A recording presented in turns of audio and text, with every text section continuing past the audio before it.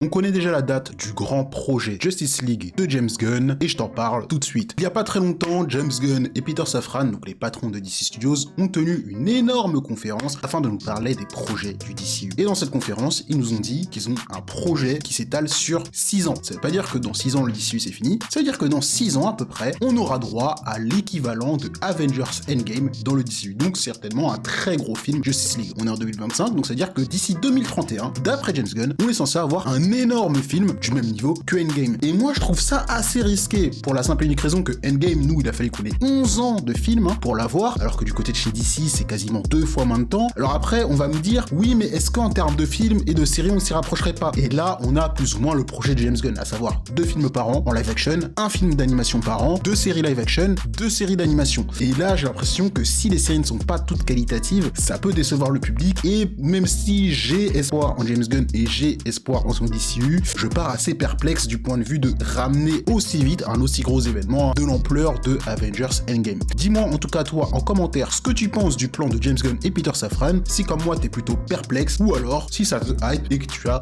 confiance à 100% en ce projet.